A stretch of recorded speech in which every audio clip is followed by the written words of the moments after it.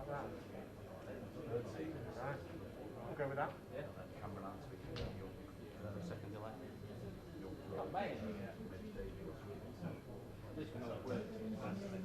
I'll just set two up. Is it kind of like them 4-3-3. 4-3-3. Right, when you're ready, guys. You alright? Yeah. 6 minutes till kickoff, guys, roughly. Choose your weapons. That's the slightly longer lead, so whoever goes on the right, use that one. Got you. Which way do we want to go? Mind your shot. Dude.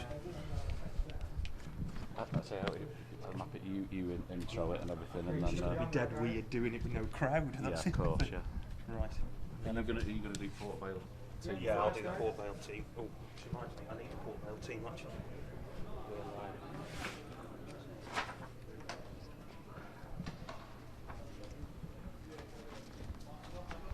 Good afternoon, welcome to this pre-season friendly here at Vale Park. It's been, well, a very long time without football, hasn't it? But I hope you enjoy what we've got in store for you this afternoon. It is a pre-season friendly in which I know both managers, Neil Critchley and John Askey, are eager to get their teams out and onto the pitch to take part in. The pitch itself, as you can probably see if you're watching us either on Port Vale's official YouTube channel or Blackpool's official YouTube channel, is in absolutely superb condition. They were working on it yesterday and it does look in ideal condition for the new season. To run you through the Port Vale team, who are the home side this afternoon, they have a trialist in goal, which is Dino Visser. Their back four is going to be James Gibbons, Leon Legg, Adam Crooks and Christian Montano. In midfield three are going to be Luke Joyce, flanked by Tom Conlon and trialist Ethan Beckford, and then there'll be a front three of David Worrell, Tom Pope and Rhys Brown. There is a very long bench for Vale, which I will go through for you. Scott Brown is on the bench. He's the substitute goalkeeper, with Nathan Smith, Zach Mills, a new signing in the summer, Sean Brisley, Danny Whitehead, another new face, David Amu, Scott Burgess, Devante Rodney, who is another new signing, Dan Trickett-Smith, Alex Hurst, and two trialists in David Fitzpatrick, the former Macclesfield fullback, and Kieran Hayes, who's a Nottingham Forest under 23. Simon Booker is alongside me for this game this afternoon. Martin Booker, rather. It's been a long summer, I apologise. Martin Booker's alongside me for this commentary here at Vale Park. Martin, just take us through the Blackpool team and the side that they've put out this afternoon. OK, yeah, Blackpool today. Chris Maxwell will be starting in goal. Teddy Howe, signed from Reading last season, will play at right back. We expect Nathan Shaw to fit in at left back. Jordan Thornley will partner Marvin Ekpiteta in the centre of defence. Marvin Ekpiteta joining from Leyton Orient in the summer on a free transfer, looked really good for the Southport game last weekend. Keshi Anderson, Jerry Yates, Sully Kai look likely to be the front three, and then you've got Liam Feeney, Matty Virtue and Cameron Antwi in midfield. For the second half we're expecting changes, probably an 11 for an 11 we're thinking, so we'll see how that goes. But we've got a trialist goalkeeper, Alex Foticek, Manchester United under 23s we believe, made an appearance last week at Southport as well, so back again today for another 45 minutes potentially. Ben Geraghty is on the bench with Callum MacDonald. Michael Nottingham, who obviously in these parts was at Crewe on loan last season, signed an extension in the summer. Ollie Turton, who signed a new contract with us in the summer. Ethan Robson, a new signing from Sunderland, on the bench, but will be obviously a lot of fans will be looking to see how he does today in his first appearance for Blackpool. Grant Ward, Oliver Sarkic, another summer signing from Burton Albion, again looking to see a first 45 minutes from him this afternoon. CJ Hamilton, impressive player from Mansfield, signed in the summer, pacey, forward, scored a few goals. I think we touched on him earlier. Gary Medine, obviously a household name in obviously football circles. Gary Medine, everybody know him. So he'll make an appearance as well, and Joe Nuttall as well. So that's your squad today for Blackpool FC against Port Vale. And I think the biggest thing, that anybody who's watching at home or on their phone or wherever they happen to be watching this, good afternoon to you or good morning, wherever in the world you are, is just going to be how these footballers are going to be after, what is it now, 6-7 months of not playing, because there's bound to be one or two tired legs out there very early on. Yeah, I think obviously pre-season we get a lot of changes, don't we? Blackpool were no different last week at Southport. Comfortable 4-0 win. A couple of goals for some debutants as well. So hope for more of the same today. And a couple more debutants for us in Ethan Robson, and Ollie Sarkic as well. So Blackpool fans really looking forward to this pre-season and all our pre-season games, which we announced yesterday. And I think it's important as well that while supporters can't come in and watch these games, that they do get the chance to see games like this as well, because everyone wants to see a new signing. Everybody wants to see how your team's going to line up, and they like to have a look at trialists too, don't they? So streaming it like this, I suppose, is a huge benefit for the Vale fans at home and for the Blackpool supporters. Yeah, I think we've tried to look at a full streaming package for the whole of pre-season. Worked very well with Port Vale to put this together today, and hopefully the fans are going to see a good broadcast quality production of today's game. So just to familiarise yourself, if you're from the Blackpool side of things, if you want to know a little bit more about your opposition today, Dino Visser is in goal. Now, he's a trialist who was at Crewe Alexandra last season. The club are having a look at him. They do need a backup goalkeeper. We're expecting him to get at least 45 minutes under his belt today. One of the other names to look out for in there, David Worrell, who you might have read in some of the, if you're into your stats, you will have seen last season was the player who made the most completed passes in League Two all season, and I'm sure there is a name that most of you are familiar with. I'm sure John Stones is familiar with, if he somehow is watching this afternoon, is Tom Pope. Now, Tom is getting some minutes into his legs, mainly for his fitness, because he's going to miss the first 7 games of the season as well because of an FA ban for social media activity, I think it's fair to say. But interestingly as well, a name on there that you may know as well, if you know your football history, is Ethan Beckford. He is the grandson of the former Port Vale striker Darren Beckford, going all the way back to the old John Rudge days here, and he's been playing in the MLS. Turned out a little bit earlier on this season for Curzon Ashton after relocating here as well. He's a trialist today. The Vale are going to be having a look at him as well. A couple of names as well, Martin, that I've spotted in the Blackpool team, couple on the bench and couple in the starting lineup. Jerry Yates, who scored a truckload of goals for Swindon, but was really overshadowed by Owen Doyle, and CJ Hamilton, who most Vale fans will be quite glad to see the back of, given how well he always seems to play against them. Well, hopefully that'll continue when he's on in the second half. Yeah, Jerry Yates, great signing. We'd been linked with Jerry all summer, and Blackpool fans delighted to get that one over the line. Did really well on loan. Obviously been at Rotherham a long time, had some good loan spells, but was on fire at Swindon last year, and we're hoping he's going to come to Blackpool and fire those goals in for us this season. And CJ Hamilton as well. I know a lot of people, particularly from the Port Vale side of things, will remember him from Boxing Day, where he came on at Field Mill, changed the game, Vale 2-0 up. He came on, completely ripped Vale to bits, and they ended up getting a 2-2 draw. How excited are Blackpool and the fans in general about signing him? Because he is one of the real big names of League Two. Yeah, I think the players we've brought are kind of young, hungry players, but with a bit of flair, a bit of pace. Probably something that we've really been lacking. And they've obviously come into the squad this season and hopefully going to push us on, for a challenge this season. We're really excited about the season ahead, and obviously people will get an indication today watching this game what these guys can contribute. Well, one of the, benefits of not having any fans in the stadium is you definitely know when the players are coming out, because you can hear the clack of the studs on the concrete here at Vale Park, and Vale in their new kit coming out onto the pitch. You can't fail to spot them because it's very striking, and the trialist goalkeeper Dino Visser in all yellow, although around these parts we say gold, because black and gold are the Vale's traditional colours.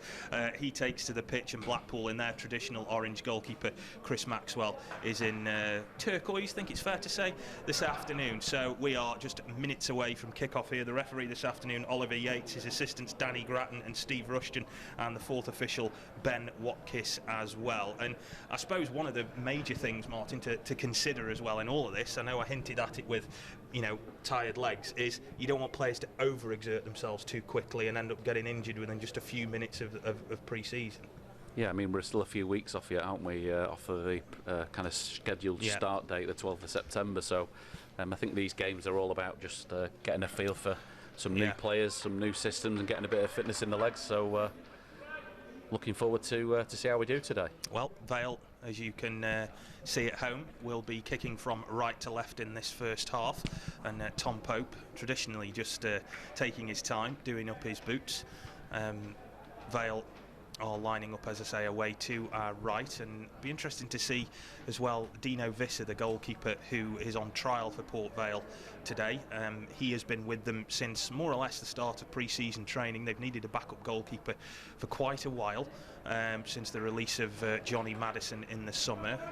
Nobody's really been outstanding yet. I heard from speaking to the manager yesterday, nobody's really shone, but he hasn't seen them in a game environment yet, so all eyes on him today for Port Vale, and all eyes on the new signings for Blackpool as well, to see how they fit in.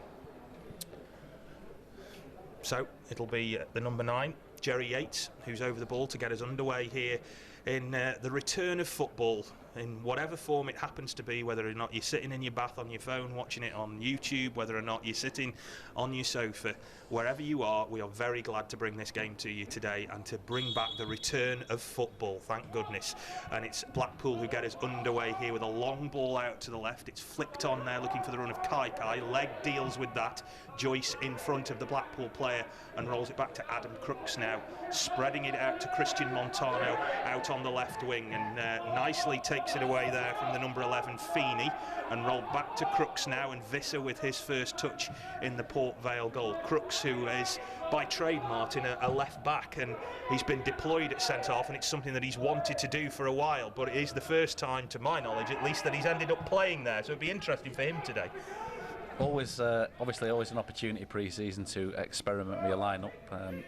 Just actually looking at the lineup for Blackpool, it looks like Anderson's actually just playing behind the forwards there. So he's in midfield with Matty Virtue, looking like he's taking the right-hand side, and Cameron Answe on the left. Yeah, it's quite an attacking lineup that as well. A lot of players who are buzzing around the Vale's back four. We'll see how that transpires throughout the rest of the game. Here's the number 11 Feeney now finding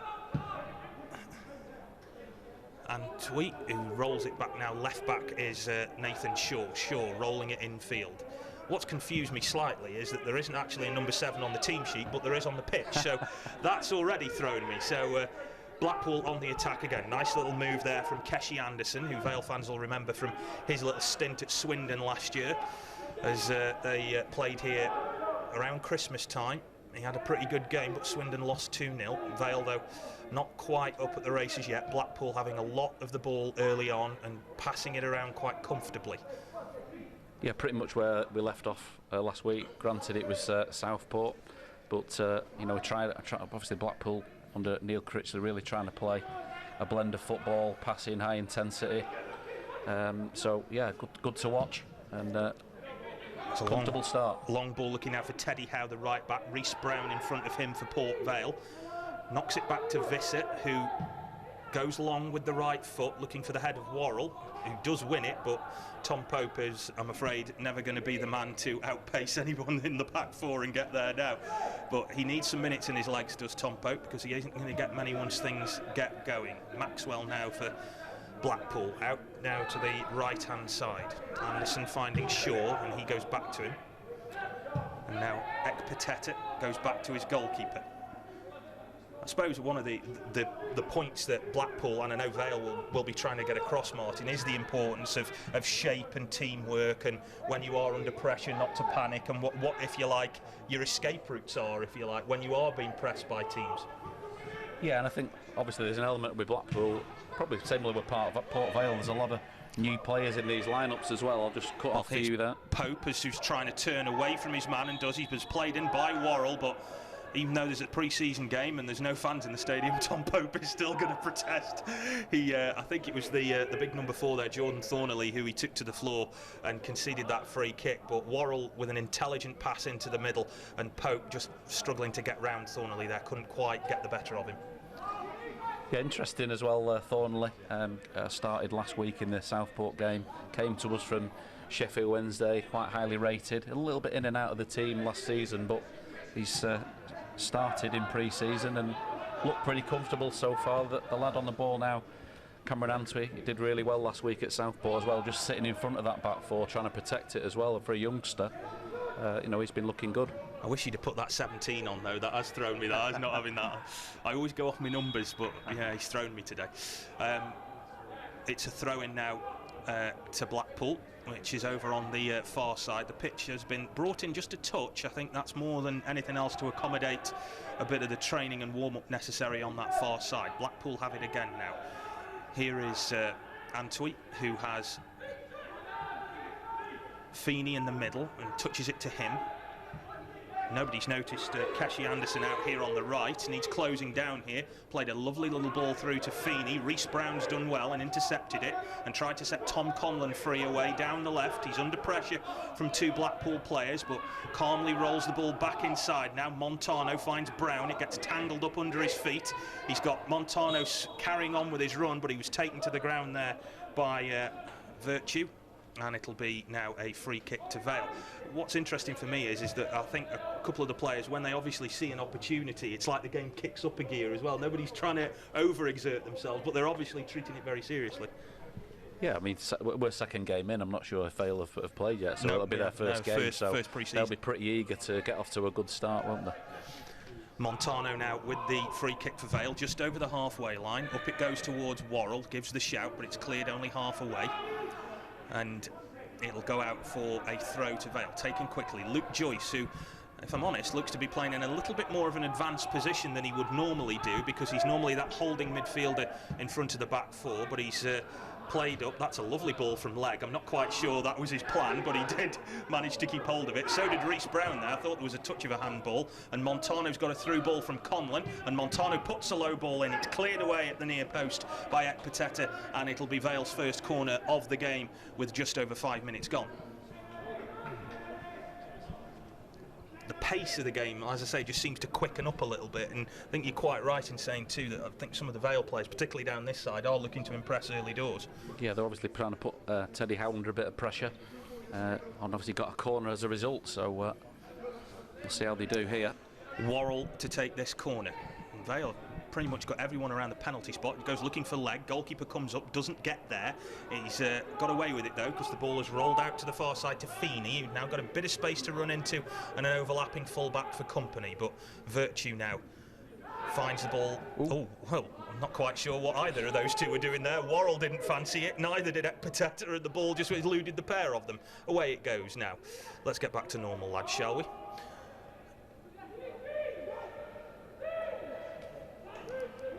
Thing is about this though, I've got used to watching football with no fans but with pumped in crowd noise, and there isn't any of that now, so it's very weird.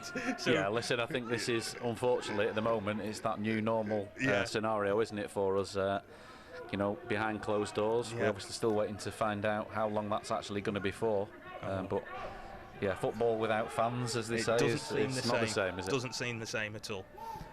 Blackpool coming forward now. Feeney touching the ball off to the left. Feeney gets it back again, midway just inside the Vale half. Now Sully Kaikai tries to play a through ball in towards Yates, cleared away by Montano.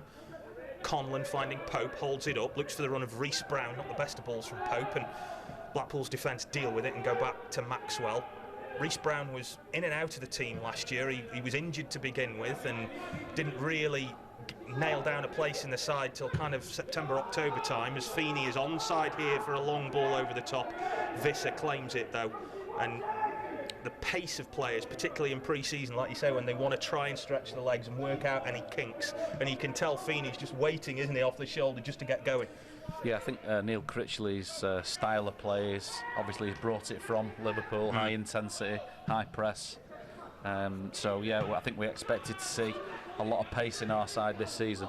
Well, Montano's intercepted that through ball and now giving it to Worrell. Worrell and Brown have swapped wings for the time being. Worrell onto the left foot, puts in the cross, teasing for the keeper, ricochets off the top of Pope's head, but it'll fall to Reece Brown. It just hung up in the air a little bit too long there for Tom Pope, and now Reece Brown rolls it back to James Gibbons. Gibbons turning in field onto the left foot, tries to put the ball into the penalty area. It's deflected clear and headed out this time by Anderson, only as far as Adam Crooks on the halfway line for Port Vale. It's been closed down by Yates. Did a good job there, Yates, in closing him down. The ball's going to go out of play, and Yates there putting the yards in. Yeah, one thing I've noticed from the first game or even today with Jerry Yates is he's going to chase down lost causes. He's going to work hard for the team. which, you know, for a centre forward who you're expecting to, you know, get all the goals, he likes doing the dirty jobs as well, and getting stuck in and working hard for his teammates. I mentioned it just before kick-off as well. I think he perhaps unfairly got overshadowed a bit by Doyle at Swindon last year, because he scored all the goals, but whenever I saw Yates play in the 2 games against Vale, he really had good matches, and like you say, he worked hard as well. And I think, you know, he's one of those players that you don't really notice him until he gets a chance to flourish on his own like this.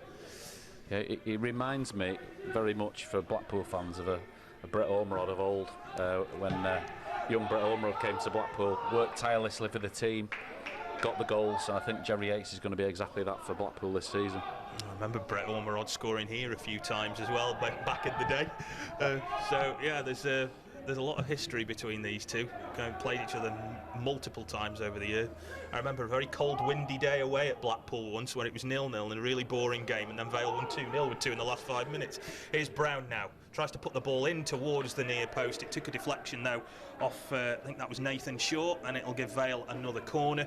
But Brown has got the bit between his teeth here. I'd heard good reports about him from pre-season about how well he'd done, and he certainly seems to be trying really hard. As the ball in towards the edge of the area, it comes off the top of Pope's head. The clearance was blocked by Pope. Crooks just a little bit slow on the uptake, and now Beckford, not really been involved in the game too much yet, gets hold of the ball for Vale. Gibbons now goes back to Visser. But you can kind of see the signs of how both teams want to play, and like you said, with Blackpool's pace, and you can see Vale, who use the wide players a lot and like to get the ball into wide areas, you can see the evidence of that as well. Yeah, I think, you know, from Blackpool's point of view, I think it looks a very fluid front three, interchanging positions, obviously breaking forward, dropping off, so, you know, they kind of rotate, if you like, up front, which is really good to see. And I think when you've got players who, most Vale fans, as I say, because we're obviously I'm an unabashed Vale fan, I'll be perfectly honest with you, but I think most people will know some of these players, and they will not be surprised at how well Blackpool have done so far.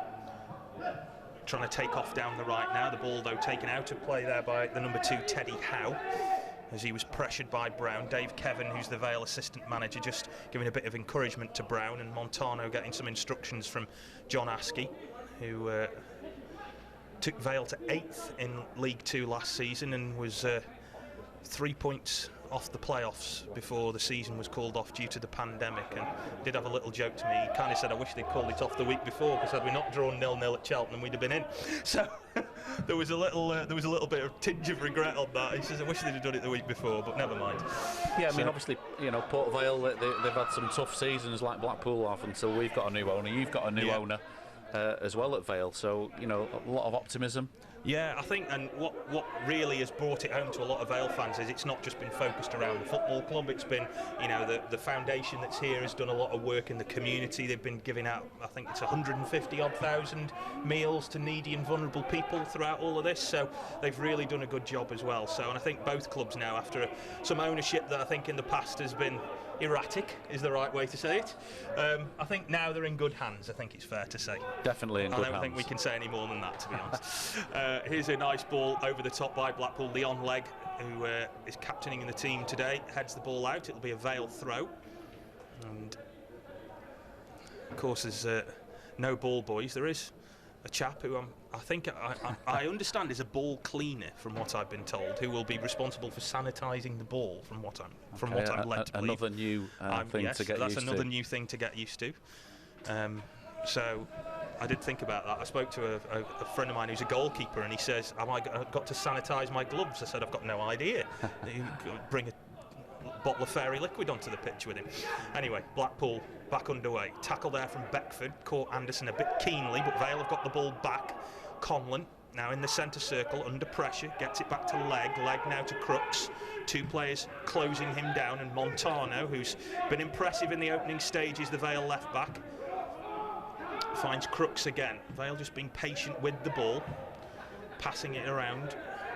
Of course, Crooks, as I said to you, playing centre half today, but kind of, I think, wants to play there, but he had a tough time last season to displace that partnership of Legg and Smith, as the ball into the penalty area is an easy claim for Maxwell. wearing the captain's armband this afternoon. Chris Maxwell, former Preston goalkeeper, looks for Feeney. Feeney couldn't just keep the ball in play, but Maxwell looks, I'd say he kind of looks confident when the ball's coming into the penalty area, but he's not the tallest of keepers, which surprises me. No, very agile, strong, fit lad. Maxi, good to see him back in the team. I've signed that contract extension after coming to Blackpool for the back end of last season, and I think the club are delighted to tie that one down. Very experienced goalkeeper, and you know, he's very positive about this season. And of course, the goalie who he was in with last year was Jack Annick, of course, who Vale fans I think loved here, and there's an argument to say had they not sold him, they wouldn't have got relegated that time. So, but I know he did very well for Blackpool last year. Yeah, Annick did very well. Got an injury, unfortunate one as well. I think it was a home to Accrington on Boxing Day. And obviously then Maxi pretty much came in after that and pretty much dominated the position, kept his place, and got the contract extension in the summer. Well, Vale, who now do have a very good goalkeeper on the bench in Scott Brown, but looking at Dino Visser here today, who hasn't really had a lot to do in the opening 15 minutes or so of this game here. 0-0 if you're watching us at home on Port Vale or Blackpool's official YouTube channel for this pre-season friendly at Vale Park. It's a kind of murky day, but it is quite muggy, and my decision to wear a body warmer now is coming back to haunt me. So I wished I'd not bothered. It's a very odd one. Here's Blackpool trying to hit the ball long down the right. Howe will give chase. Crooks clears. One of those ones that looks like, if it's not very careful, it might have burst the ball, but there is one on standby. There is a sanitised ball on the cone by the far side of the pitch. So, and you can probably hear Jerry Yates from here. Tad frustrated, I think it's fair to say. That is again another disadvantage of no crowd in the stadium. I love that in a player. You can't beat that passion. I love that. He really wants the ball though as well. That's the thing, you can tell. And with players like that as well, you kind of get the impression they always are going to go that extra half a yard, aren't they? They don't like to accept second best, and you need that in your team. Yeah. Here come Blackpool again now. That's the number 4, Jordan Thornley.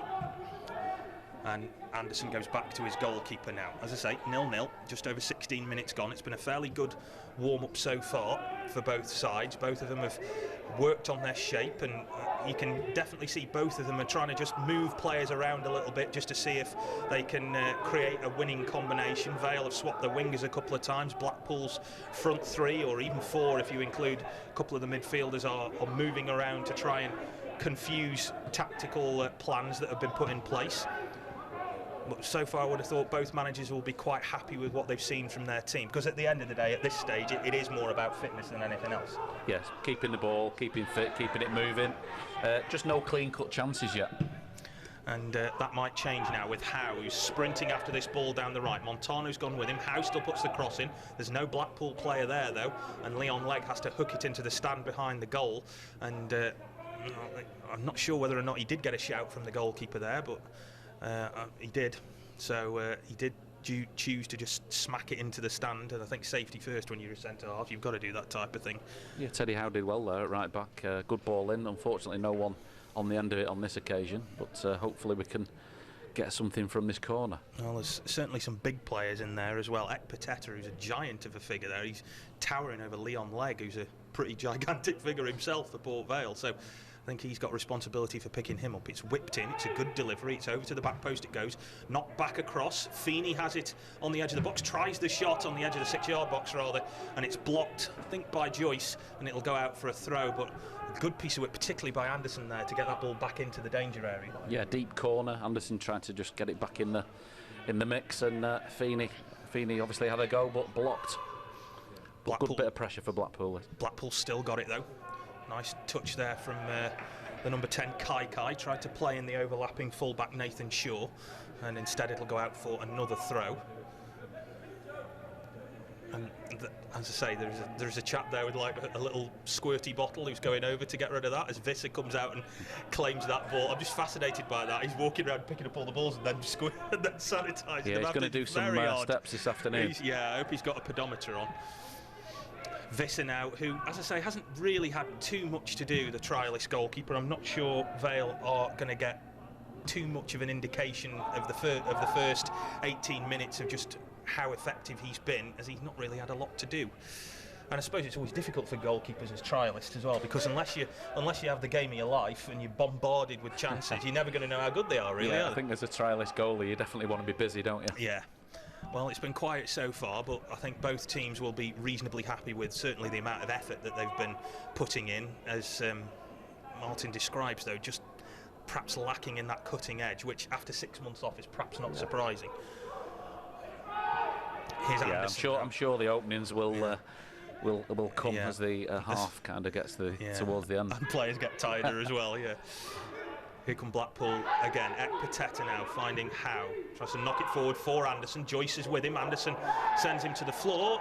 The referee, I think, has given a goal kick. And I don't think Keshi Anderson is entirely happy with that. Luke Joyce pleads innocence. And he's not too happy with that one, Keshi Anderson. Luke Joyce has kind of walked sheepishly away, which is normally an indication that something may have been done wrong there. But he's not making too big bones about it. Yeah, I think looking at that again, if we had a replay, I think we'd be saying it was a penalty. Yeah. But oh, well, funnily enough, we do. We've got the analysts here, so we can see. That's the advantage of being up in the gantry, actually. Let's have a look.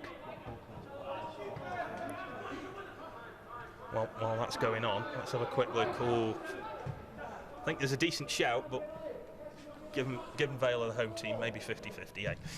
Okay, we'll let you off that one, yeah. Well, it's a friendly after all, you know. This is a league game. We'd be screaming from the rooftops. Here comes Conlon.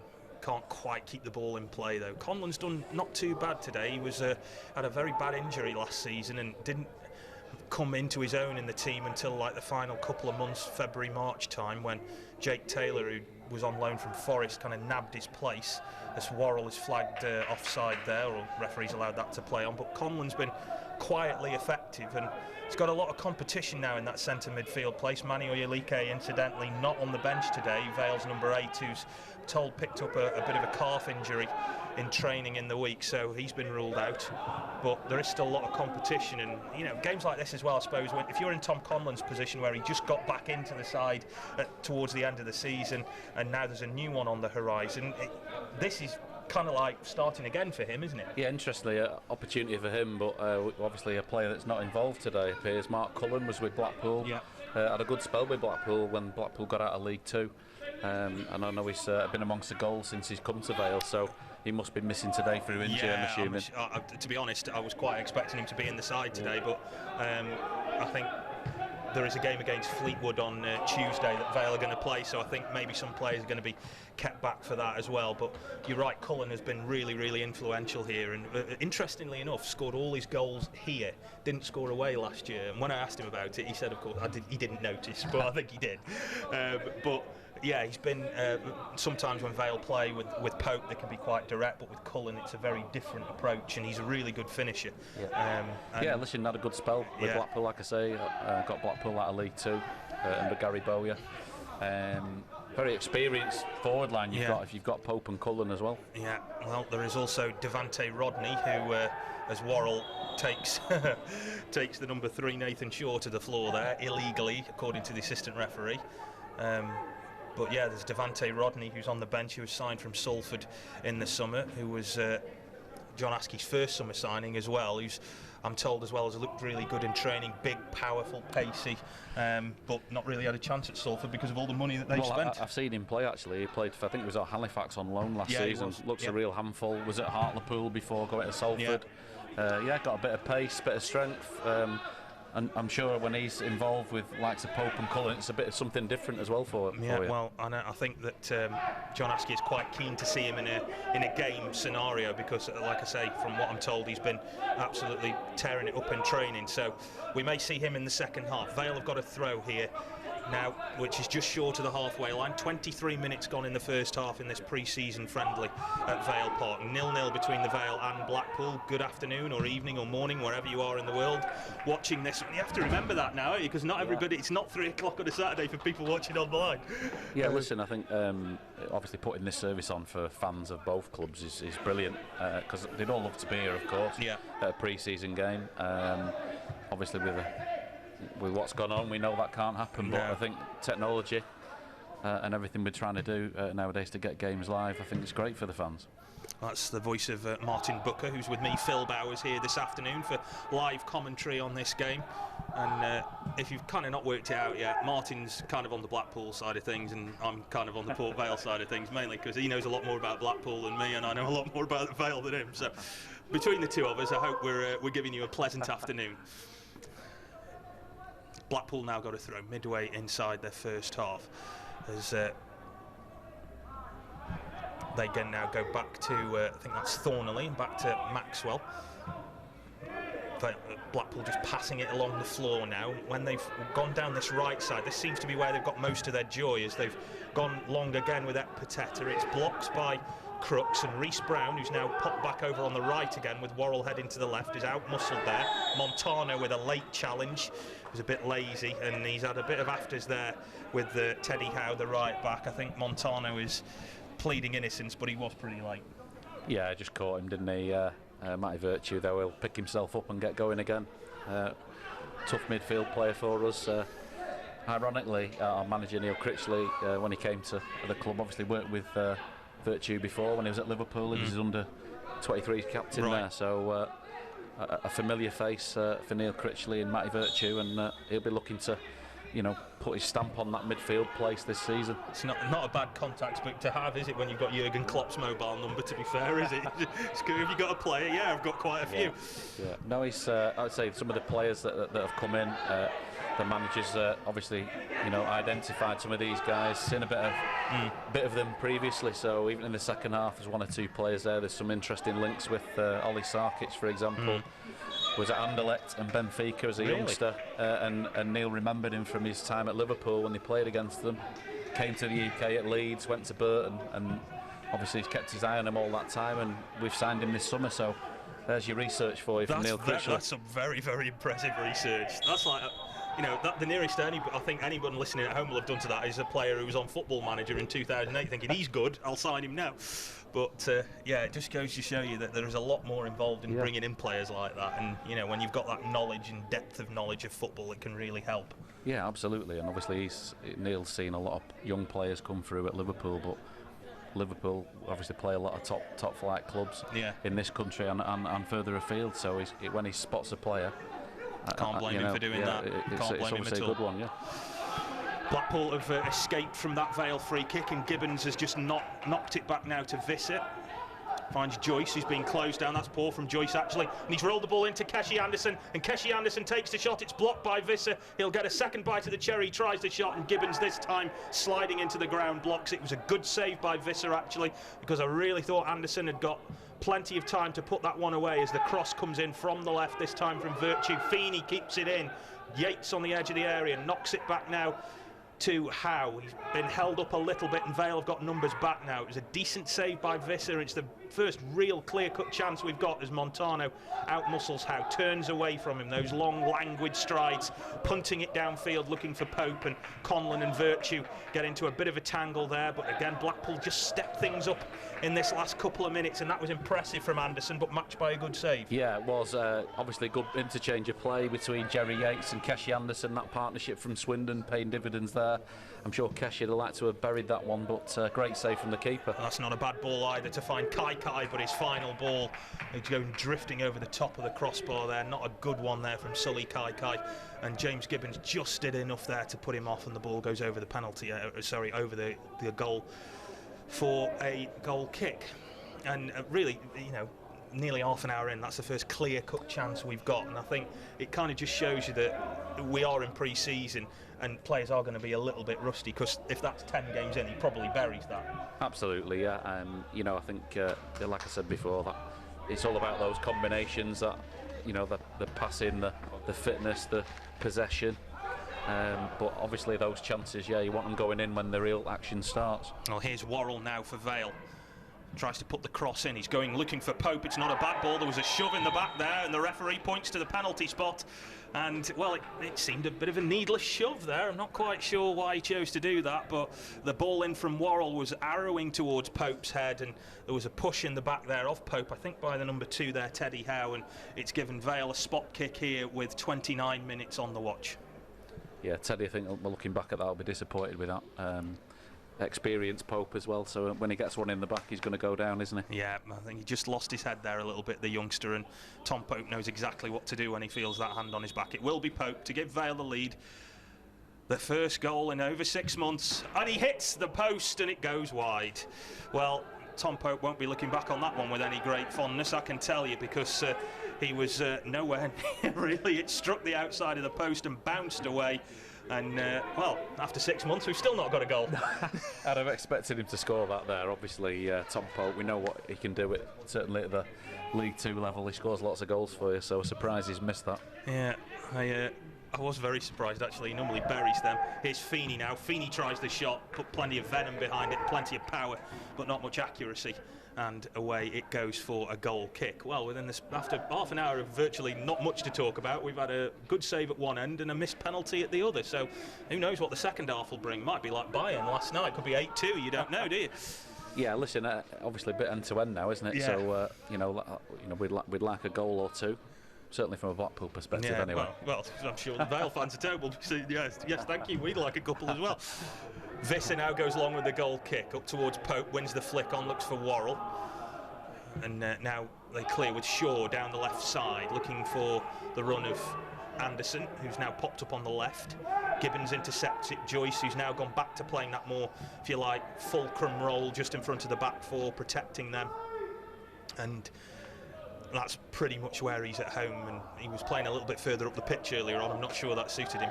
He scored once last season against Morecambe, and he said that was probably the furthest up the pitch he'd ever been in about 14 years of his career. So, yeah. Here's Beckford now. Now, we haven't mentioned his name too much, Ethan Beckford, in this first half, and the reason being is he's not really done a great deal as Worrell picks up on that flick from Pope.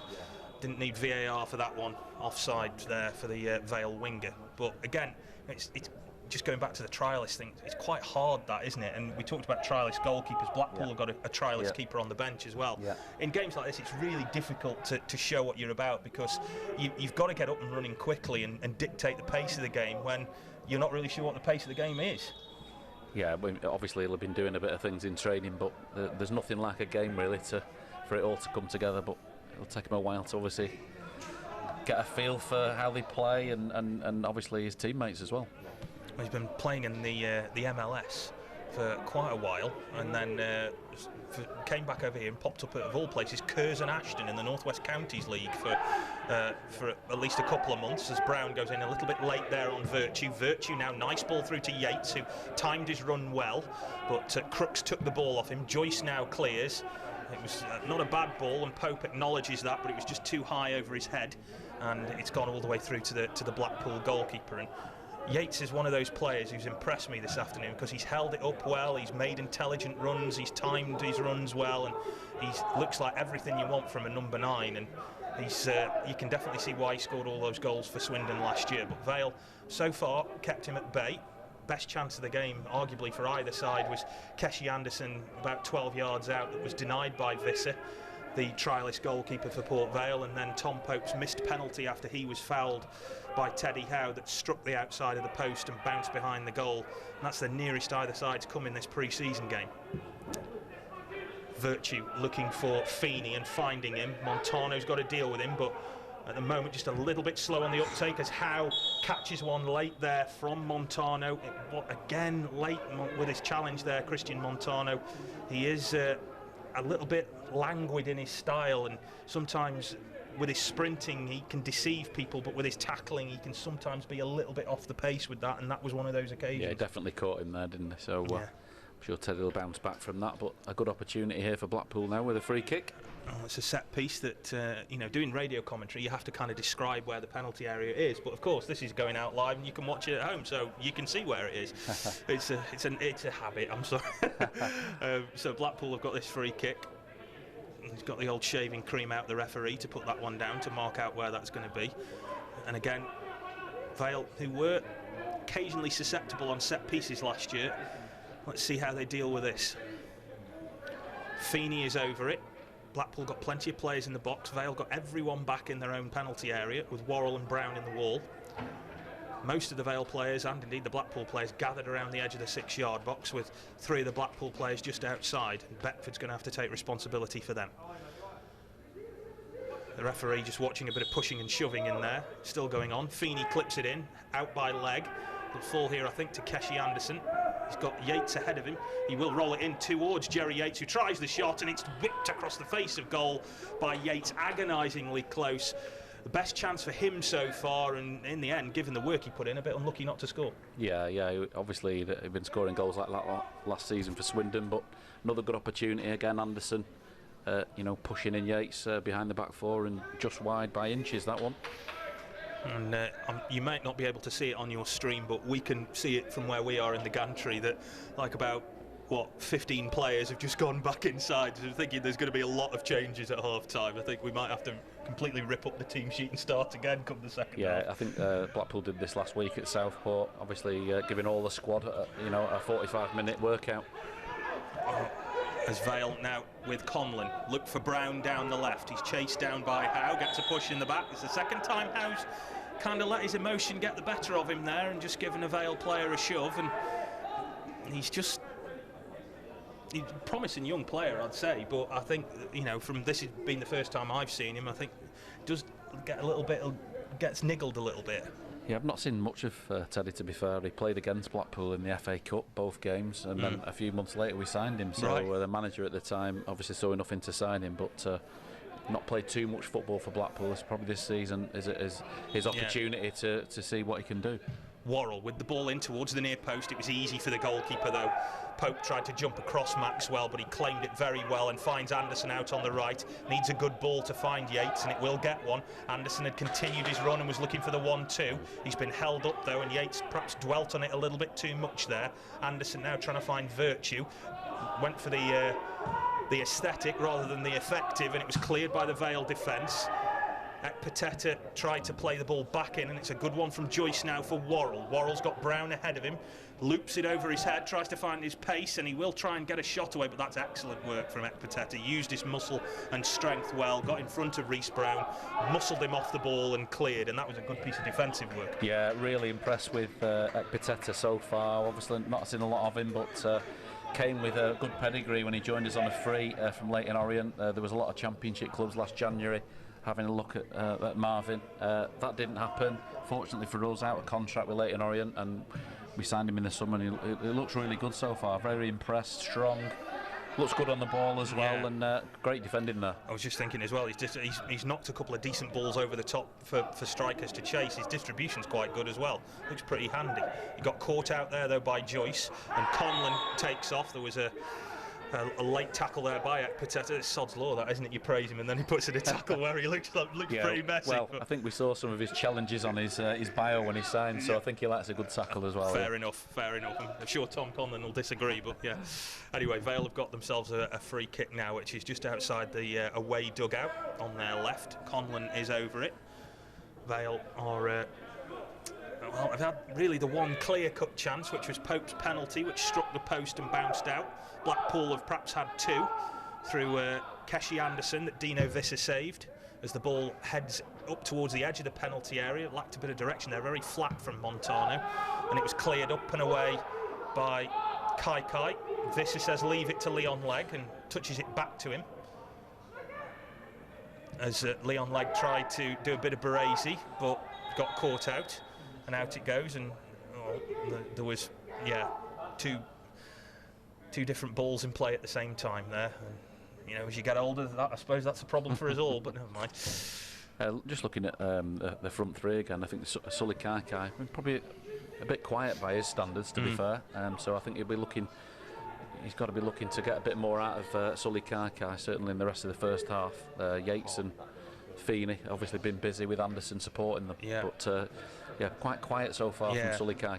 Out of the four of those, he's been, like you say, he's been arguably been the quietest, but he's got some quality. I've seen him play before, and he's definitely a player who you would trust to get you the odd goal or two, as Joyce is taken to the floor there, this time by Anderson, and it'll be a free kick to Vale. Yeah, last season Sully joined Blackpool last summer, started really well. Had one or two niggly injuries, got a great goal of the season that was voted for by the fans for a free kick against Fleetwood. But yeah, he missed the back end of last season with an injury, so he'd be really looking to get back and make his mark. Worrell's free kick finds Brown inside the penalty area. The cross goes in. There's Pope, and it was taken away from his head there by the number 3, Nathan Shaw. And that's what Tom Pope is good at, arriving late in the penalty area, getting on the end of things like that. But Reece Brown's cross was good. It was teasing. It got a lot of pace on it and a lot of swerve as well. And Pope was unlucky not to get on the end of that, but some good defending. Vale have got themselves a corner now. Worrell, who looks like he's going to be master-in-chief at set pieces this season, puts in another flat-looking one, headed away, might fall for Montano, who tries the shot, but it's off target there with his unfavoured foot, and away out it goes for a goal kick. But again, you think you can, as Kai, I think there is just down with a bit of a knock. But again, you can kind of see there how Vale want to play, which is getting the ball out to the wide players, and Brown in particular getting the ball in, looking for Pope. Yeah, obviously, Pateta's got the height. Obviously, Jordan potentially complimenting him because he's not as big, but Nathan Shaw did really well there from that corner to flick it over, so good defending from him, because he's not, to my knowledge, played a lot of games at left back, so he's more of a attacking left midfield player.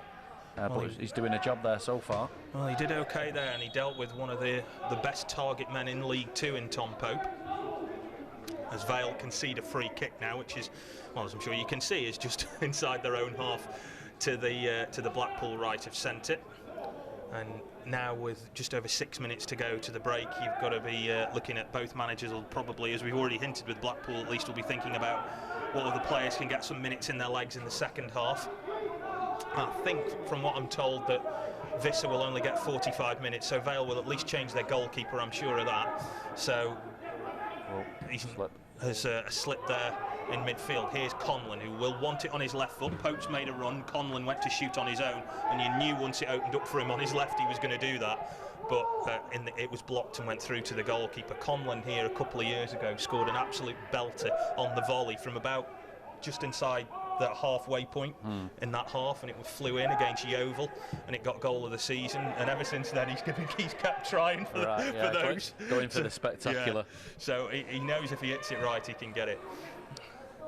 Here's Thornley now for Blackpool, finding Keshi Anderson, who has deployed himself in a variety of roles today. He's very versatile, Keshi Anderson. Yeah, he gets about the pitch, he drops off, he comes deep, he wants the ball, he breaks forward. He looks really good, really impressed with Anderson. High ball over the top now, looking for the run of Virtue, intercepted by Crooks, who's not done bad at centre-back today, Adam Crooks.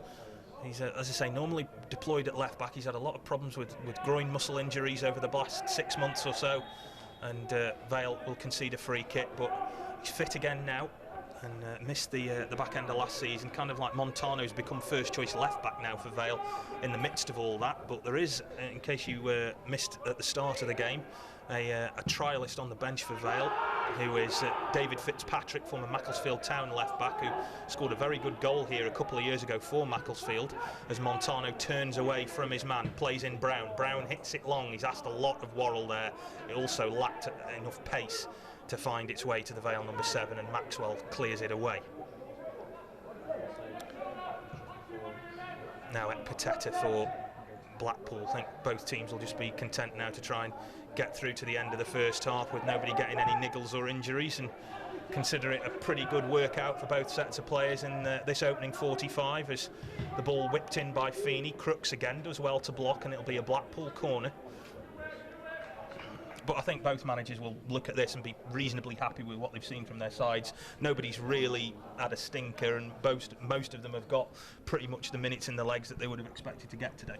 Yeah, definitely. I think one or two standouts for Blackpool so far. I think I would say Keshi Anderson, Jerry Yates particularly have been really impressive, and Marvin Pateta at the back. Ball into the penalty 45. area. It's half cleared. Where's it going to go? It's gone for Yates. That's blocked by Visser. It's blocked again by Visser. It'll fall here for Kai, and he tucks it away. And right on the last 5 minutes of the first half, Blackpool take the lead here. It's a couple of good saves by Dino Visser initially, but in the end it fell to an orange shirt, and Kai was there to poke it home at the back post. And with 43 minutes gone here at Vale Park in this pre-season game, it's Port Vale 0, Blackpool 1. Yeah, listen, great. I'm glad for Sully. I say we were saying it before, he's had a quiet game, and then there he is. He's popped up with a goal, so fair play. That should hopefully perk him up for the rest of the game. So yeah, good goal, good 1-0 so far to Blackpool. I think Vale will be a touch disappointed with that, given the given the circumstances of the goal. I know John Askey is always keen to impress upon his players the need to, when they are in goal-mouth scrambles like that, to cover all areas of the goal, and Kai was free at that back post there, unmarked, and just tucked it away, and he'll work on that for sure. And I think sometimes that comes from, you know, it's a trialist goalkeeper, it's a left-back playing at centre-half. Sometimes there can be a bit of a lack of communication there as well, so I know that'll be something John Askey will be keen to work on. As Blackpool look as if they will go into the break here with a goals lead. Just as well, point of reference, sorry, Phil, we've got tangerine as the colour, Blackpool, not orange. Oh, I should have known that, sorry. Every Blackpool fan will be putting that on the comments now. I'll tell you, I'll be banned from Blackpool now, won't I? I used to, every year used to go there when my mum and dad on holiday. You should know that, I should know that. I feel disgraced now. Well, to everyone who lives in Blackpool, everyone who's ever lived in Blackpool, and every newborn child in Blackpool, I sincerely apologise to everybody and connected with Blackpool Football Club. Worrell is surprisingly onside here. I'm not sure the ref noticed that. Puts the ball back in. There's Beckford, who had a chance to crown his trial with a goal, but didn't get hold of it at all. It was good work from Worrell to stay onside and drag the ball back, but Beckford didn't really get a clean connection on it, and it was easy for Maxwell in the end, as Feeney this time puts in a powerful cross, way too powerful actually. It'll go out on the far side for a goal kick, but just an indication there of, you know, somebody who's not played a lot of football, and then when they're given an opportunity like that. As the half-time whistle goes here at Vale Park, and overall, Martin, as I say, goal aside from Port Vale's point of view, but it won't be too bad a workout for either side. They'll be reasonably happy with what they've seen. Yeah, I think both managers will be happy. Obviously, the goal, you know, from a Port Vale perspective, might be a little bit unfortunate, but yeah, Blackpool, I think, you know, looking good so far. I'm glad we've got the lead. We've had a couple of decent chances. Obviously, Vale missed that penalty, but I think Neil Critch will be happy with the work that's been done in the first 45 minutes. Well, we expect to see a lot of changes here for the second half. Do hope you can join us for that one, but at half-time here, if you're watching on Port Vale or Blackpool's official YouTube channel, it is Port Vale 0, Blackpool 1.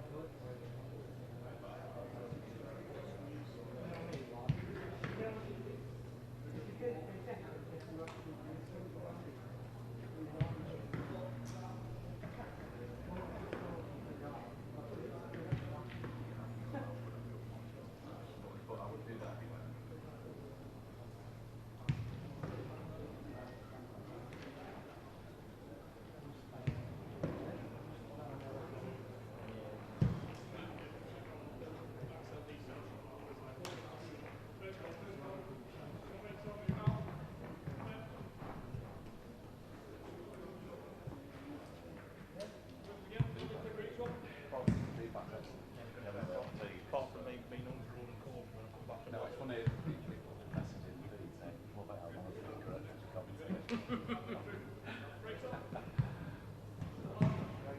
popular.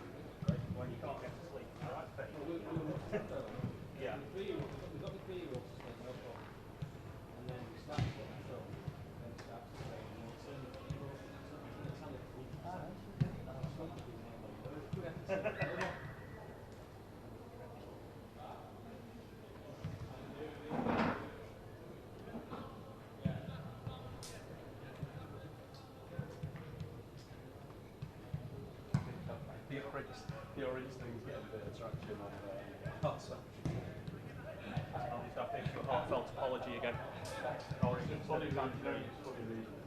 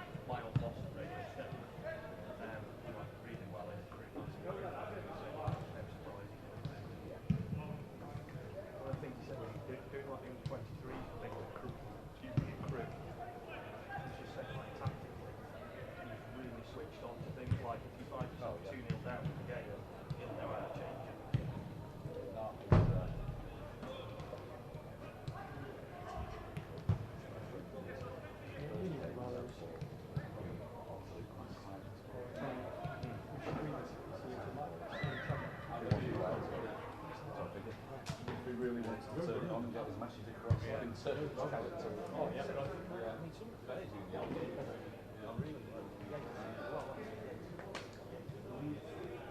probably, I think we're probably, yeah, so across a lot of players,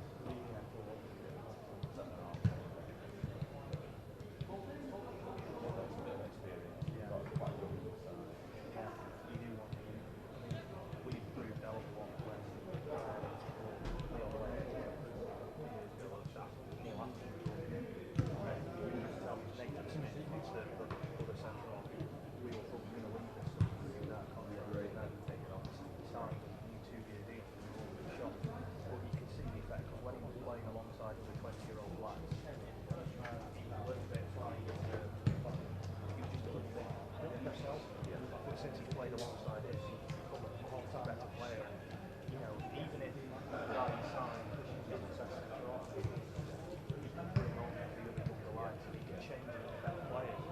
That's exactly what Leicester do.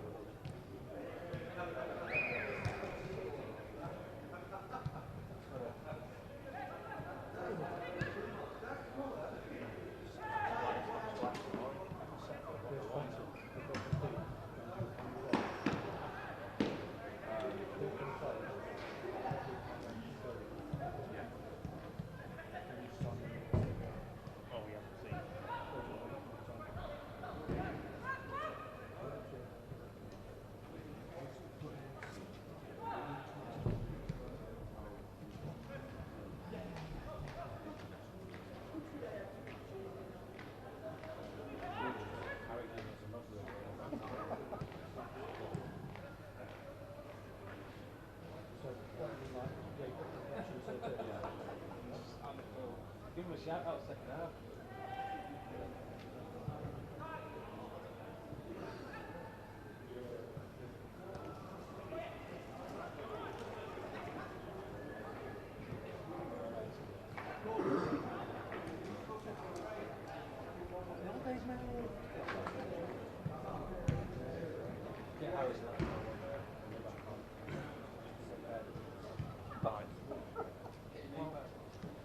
Oh, you've not pulled that trick where they've just put the same shirt on different players. I'll know.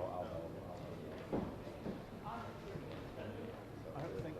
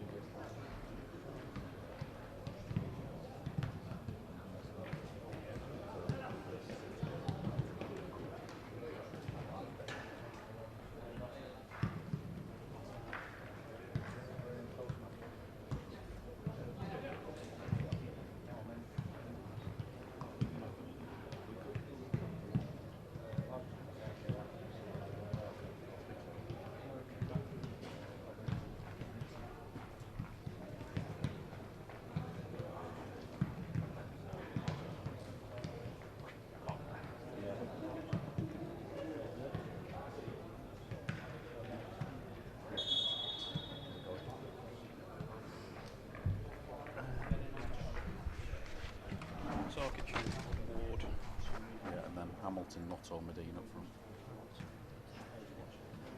So it's just the goalie that's changed at the moment. Okay. Yeah. We've made some changes, I think.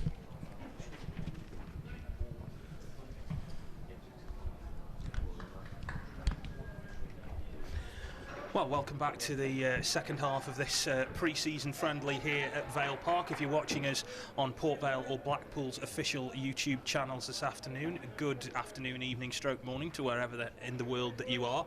As predictably in pre-season friendlies, there always tend to be substitutions at half-time. Blackpool have made just the one, which is the goalkeeper, Alex Fotacek, who's come on in place of Chris Maxwell.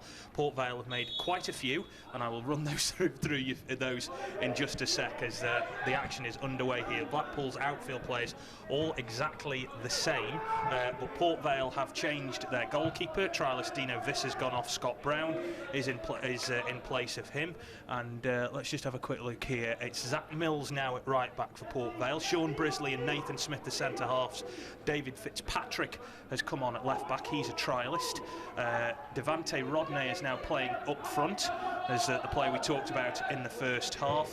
And David Amu and one or two others who I will quickly get to grips with as the game wears on, because the Vale, I think, by the looks of it, have changed every single outfield player. Thanks, John Askey. I'll be sure to mention this to you later. But Martin Booker, who's alongside me this afternoon. Martin, surely Blackpool will make some changes as the game wears on, you would expect? Yeah, I'd expect that. Maybe on 60 minutes that might happen. But yeah, Foticek comes in, played at Southport, and 45 minutes there on Saturday. Obviously, we've got just the two keepers, Chris Maxwell and young Jack Sims at the minute. So I think Critchley just having a look at this young keeper in pre-season. Well, I can tell you that the other Vale subs, Alex Hurst has come on to play on the left, David Amu is on the right, Scott Burgess and Danny Whitehead have come on in midfield, alongside Dan Trickett-Smith, who's wearing number 25 for Port Vale. He's on as well. And as I say, Devante Rodney up front. Alex Hurst, who spent last season, the majority of it on loan at Bradford Park Avenue. Very impressive from what I'm told there, but has not broken into the Vale first team yet. I think he had a game at Macclesfield in the EFL Trophy, if memory serves me correctly, but he did okay there, and he did very well last season, so he's on. Scott Burgess, who is also, you would hope, will wanting to be nailed down one of those first team slots once the season starts, but a lot of competition in here. I can't remember the last time Vale actually made a change with perhaps 11 senior players coming on at half time, which gives you an indication of the depth that the squad's been made up of. But you know, I think first pre-season game, it's not a surprise. Yeah, if it's your first one, that he's going to have a look at everyone, isn't he? So we did very similar last week. Southport all change at half time, so but yeah, inevitable with the squad we've got, the lads will get at least 30 minutes under the belts. They're waiting on the bench patiently at the moment. Yeah, and I think, like I say, that as Martin's just told you there, we're expecting Blackpool to make a whole raft of changes on 60 minutes, so if you do need a cup of tea at that point, maybe that's the time, because that'll take a while. But for now, Blackpool's outfield 11 stays the same as it was in the first half, as Amu makes a challenge there on Keshi Anderson, and David Amu, with his first chance to impress in pre-season. He brought in last year by John Askey and had that very impressive opening few months of the season kind of curtailed by injury, and I'm really keen to see how well he links up with Rodney up front, because the two of them are both lightning quick. Ball from Antwi now, looking over the top four. The run of Keshi Anderson, it's cleared away by Sean Brisley, agreed a new contract in the summer, did Brisley at Port Vale, and a tackle goes in there from Zach Mills, Vale's new signing, first game in a Vale shirt for him as well, on Matty Virtue, and Vale will concede the free kick. What's interesting, what we were just chatting about at half-time as well, and I noticed that Virtue's got the captain's armband as well, is you were talking about Blackpool and the experience in the team, and you know, maybe a couple more experienced players would see them really become a decent side. Yeah, I mean, listen, you know, obviously a lot of good young players at the club. I think obviously the club is still in the market for you know, a couple of new players. You know, I think maybe that little bit of an experienced head may come in as one of those acquisitions, but Matty Virtue gets the captain's armband. Chris Maxwell wore it first half. The manager obviously having a look at you know, who's one of them leaders out on the pitch. You know, and there's a few candidates obviously. Foul there by Amu on Sully Kaikai, who scored the game's only goal so far just before the half-time break from close range. And Amu has so far committed 2 fouls when he's not really known for his tackling, so maybe that's something he's adding to his game, I don't quite know. Vale, though, have been active in the transfer market, brought in 3 new players already this close season, but one of their more experienced signings, and one of the signings that they made that I think a lot of people wouldn't have expected, was re-signing Nathan Smith, who was widely expected to leave the club in the summer, but he's back in a Vale shirt now alongside Sean Brisley in this revamped back four in the second half. And to mention Nathan Smith, we were talking there about younger players and the benefit of playing with experience. Him next to Leon Legg at Vale has really seen him come into his own as well, and that could be true for Blackpool if there are one or two experienced lads come in for them. Anderson goes back now to photo check the goalkeeper, and out wide right now to Ekpateta. Now Virtue rolled back to Ekpateta, who was impressive in the first half. He's again quite a big kind of, I want to use the phrase gangly, because that's what my mum used to say about people who were really tall like that, who kind of just stride around. But he's quite confident on the ball, and as I mentioned as well before, his distribution's pretty good too. Yeah, I've been really impressed with him in the 2 games we've seen of so far. You know, I'm sure Neil Critchley did his research on him when he looked at him, but one mistake there by him, and there's Burgess, and Burgess will bury that one into the back of the net. Is a fine finish from Scott Burgess. It came from an error, ironically, from the player that we were just praising in Ekpateta. It really left the goalkeeper no chance, but one thing that we may not have mentioned was Dan Trickett-Smith closing down the goalkeeper there, made sure that he couldn't have any distance on his clearance at all. The ball ricocheted to Ekpateta, he lost it, and Burgess, with that right foot of his, just buried it into the back of the net, and Vale are on level terms with 51 minutes gone. Yeah, done so well in the game as well, so obviously disappointing that slip, but you know, we'll bounce back. He's done really well in pre-season, and obviously, you know, he's got the chance to make up for that mistake, I'm sure. Can also be a consequence of, we were talking again in the first half, of having a bit of an inexperienced team and a trialist goalkeeper as well. Can sometimes, communication can sometimes take effect, as Mills makes that clearance away from the cross from Teddy Howe, the right back, and it falls now to Cameron Antwi in the centre of the park, as again this time Alex Hurst, who was again instrumental in trying to wear down Blackpool's defence to get that equaliser. But I think we should mention as well, it was not an easy thing for Scott Burgess to finish from there either. It was a good finish from him, Vale number 20, and Blackpool on the attack again. That goal seems to have sparked them into a bit of life at the start of this second half. Antwi now rolling the ball out wide right to Teddy Howe. He's had a quick look to see who's ahead of him, one of whom is Liam Feeney, the 11. He will look up again, closed down by Hurst, and I know Alex Hurst is really keen to make his mark on the Port Vale team. As I said, spent a lot of time out on loan last year, and he's another one who's kind of come back eager to be involved in and around the first team as well, so maybe we'll see a little bit of bite and aggression from him in this second period. 1-1 here at Vale Park in this pre-season game.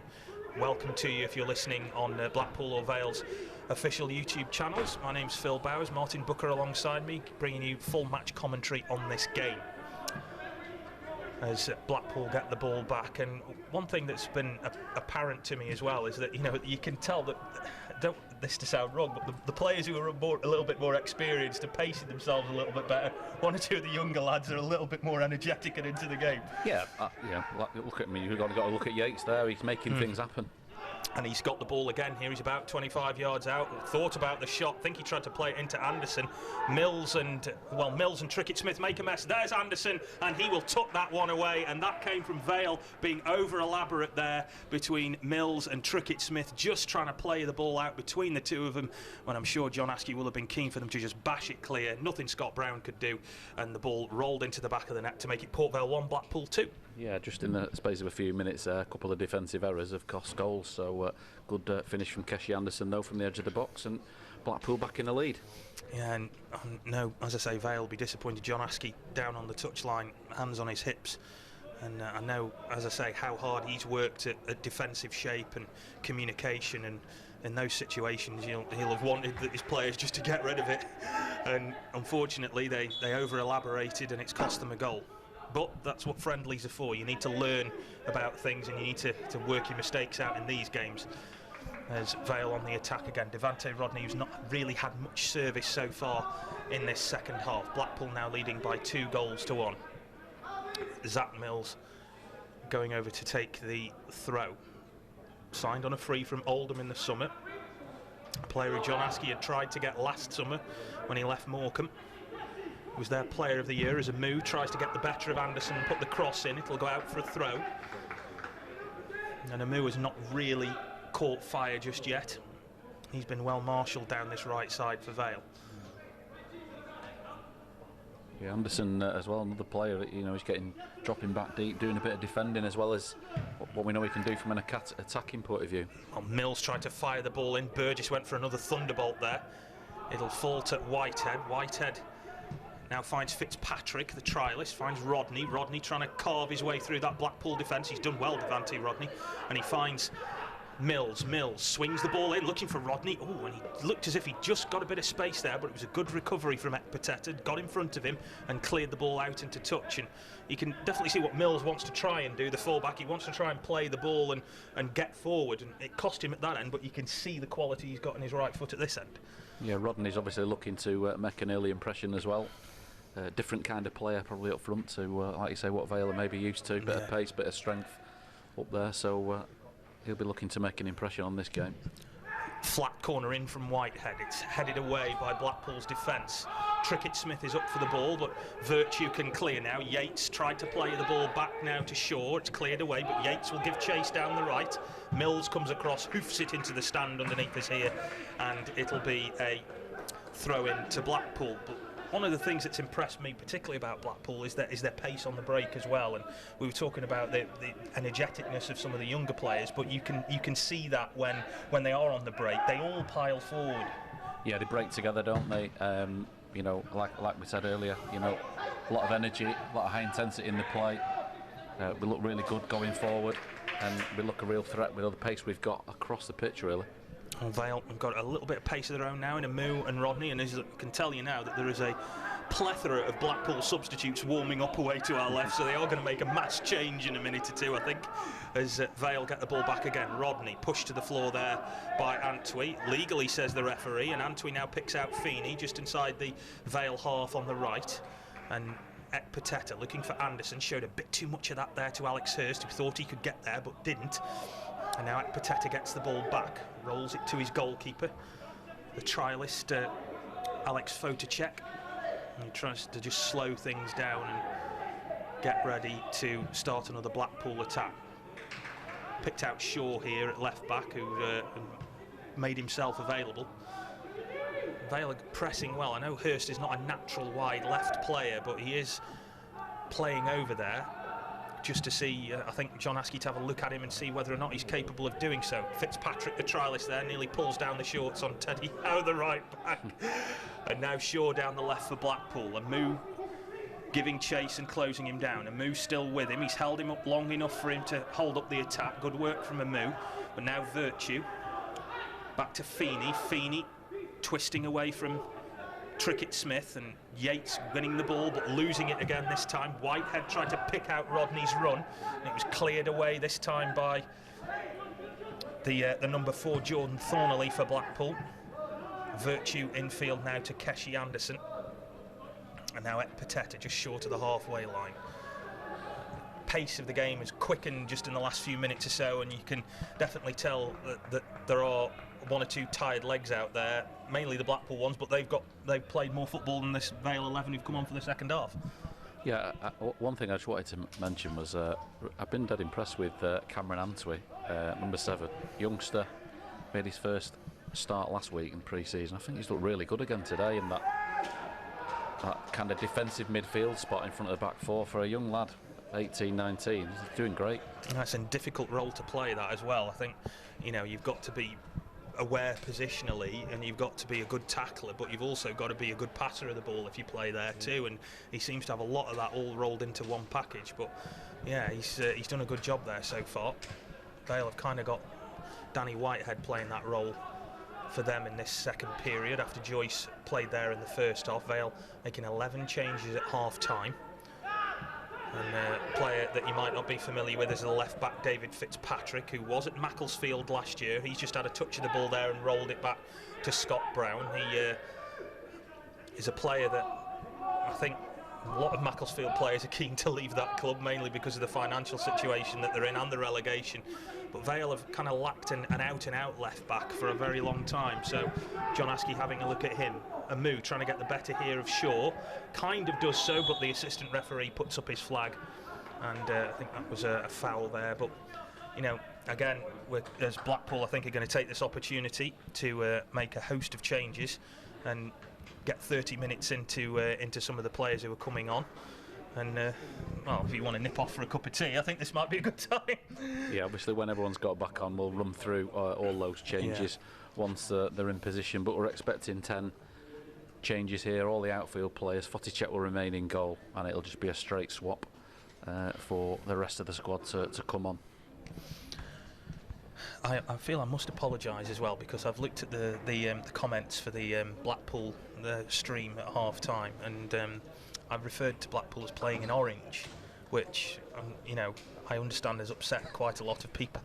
So yeah, you don't play the how to win friends and influence people when you say Blackpool's orange. Definitely not. So it's definitely tangerine. I mean, would a written apology to the mayor help or something? Because I feel that's the only way I can get out of this now.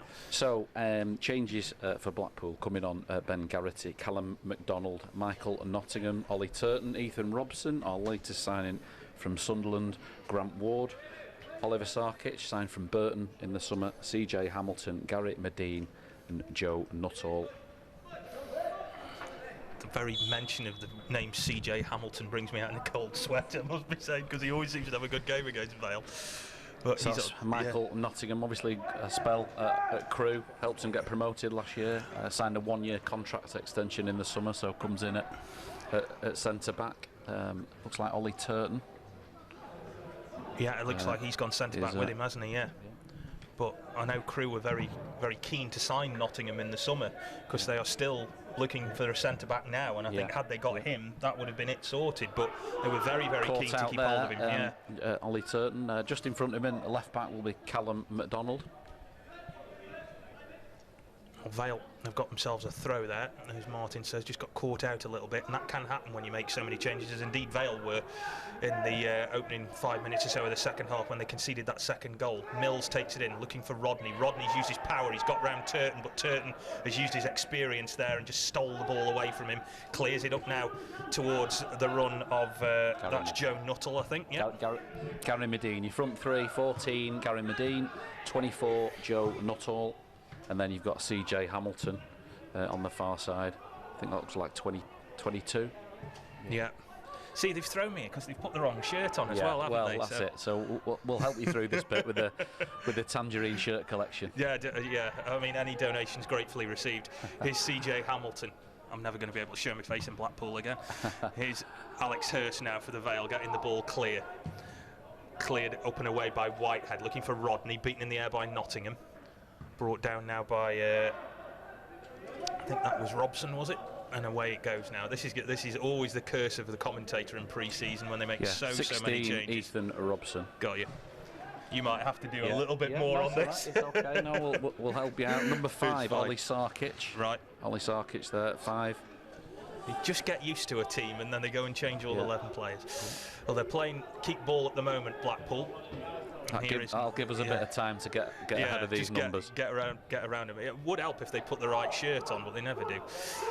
Medine now trying to get hold of that one, cleared up and away. Neil Critchley just getting a little bit, I think, frustrated at how he didn't hold the ball up there. You said to me he was very soft-spoken, but we can hear him from up here now. He's not a happy man, is he? Yeah. See the different side of Neil Critchley there. You see, if he's not happy with what's going on, he'll certainly let the lads know. Yeah. Very quietly spoken in his interviews, but not now. Not now. Here's Rodney finding a move. He's got Mills on the overlap now, shown far too much of that, I think, there to Nuttall, and it'll go out of play for a Vale throw. One thing I've noticed about the players who have come on for Blackpool, they're all pretty big. They've quite a decent physical presence in amongst that team now. They do look pretty handy. Here's Hamilton. That's a good ball. He's gone over the top of Fitzpatrick. It's CJ Hamilton bearing down on goal for Blackpool. He takes the shot. That's a very good save by Scott Brown, though, to deny him. And CJ Hamilton does what he really does well, and that's get round the outside of a fullback, outpace him, and then put in a shot. And it required a good save from the Vale goalkeeper. Yeah, keeper did well there. Obviously, CJ broke through, showed his pace, but keeper came out well to smother the ball. So a missed opportunity from his point of view, but showing what he can do already. Blackpool on the attack again. High ball, lacking direction though. That was a ball into the penalty area. I think that was Garrity, was it? Ben Garrity. Yeah, he looks like he's playing. Looks like he's playing right back. He normally plays midfield. So looking like he's slotting into the right back slot. And then in the midfield with Ethan Robson, you've got Grant Ward. Yeah, on the far side there, and that's Sarkic at number 5. Yeah. So now I think I'm about there now. I think I'm about there. Brown now, and this is interesting as well because I know that the new Vale kit, by the way, the goalie top is got by habit comes with short sleeves, and I know he's not keen on that. So I was interested to see what he got today, and he's got a long-sleeved version. Good on him. Traditionalist like us. I believe a certain Robbie Williams helped design this kit. Is that right? He did indeed, actually. Yes. So I think you may have seen the videos on social media and such of him wearing his Vale shirt in his mansion in LA. So. I think that may be the furthest a Vale shirt's ever gone, to be perfectly fair. Well, either that or Plymouth away. Yeah. So. Good afternoon, Robbie, if you're watching. Well, I hope he is, to be fair, and we've given him a mention now, so if there's any spare rooms at your mansion, then do feel free to get in touch with the club. Here's CJ Hamilton, rolling the ball back now. Left it for Sarkic, it might fall here for Nuttall, but it's a good interception there, nice piece of work from... That was Trickett Smith in the midfield. And again, he's another player who will be looking to impress. Bought here a couple of years ago and had some loan spells in non-league, but again, not nailed down a first-team place, Dan Trickett-Smith. Sarkic now for Blackpool, out on the left, confronted with Danny Whitehead, signed from Salford in the summer, spent last year on loan, second half of last season on loan at Macclesfield. Nottingham pushes Rodney to the ground. The referee says unfairly, I thought he actually got a bit of the ball there, but the referee disagreed, and it'll be a free kick to the Vale just short of the halfway line. And getting a few messages in over the half-time break and start the second half. A lot of fans watching from all over the world, it seems. Really? Our owner will be tuning in from Hong Kong as well. Oh. Simon Sadler. Hello, Simon. Hello, Simon. Well, hope things are all right for you over there. I imagine it's warmer here than Hong Kong, and it's quite muggy in Stoke-on-Trent this afternoon. But great to see fans from all over the world watching this game live on YouTube. Yeah, and it is being streamed, of course, on Blackpool and Port Vale's official YouTube channels. I think it's a bit more sedate from Vale because I've seen a lot of people who are just sitting in the back garden watching this on their laptops as well. So, you know, and I know the owner Carol Shanahan is somewhere around as well, so she'll be watching this one live as well. But Vale trailing 2-1 in this one with 67 minutes gone. Rodney now picking up on a poor back pass, going to use his pace now. Rodney Turton uses his experience and gains a couple of yards and did the right thing there because Rodney was just going to use raw pace, but Turton stood off him, created a bit of space, put the tackle in, and it was a good bit of work though. When you know a player's quicker than you, I think you need to try and buy yourself some extra yards, and that's Nuttall, I think, the Blackpool striker, who's down. Looks as if he's got a problem with his knee. Yeah, he's just gone down all of a sudden, so they'll obviously check that out. And only been on a handful of minutes, so not good if he's got to come off that. He did quite well from what I understand last year as well. He was in and out of the team a bit, but when he was in, from what I heard, he'd done okay. Yeah, back end of the season, you know, his confidence kind of came back. Got a great goal against Ipswich. I think it's fair to say, you know, Joe will. You know, a bit of work to do this season in terms of getting into that first team setup.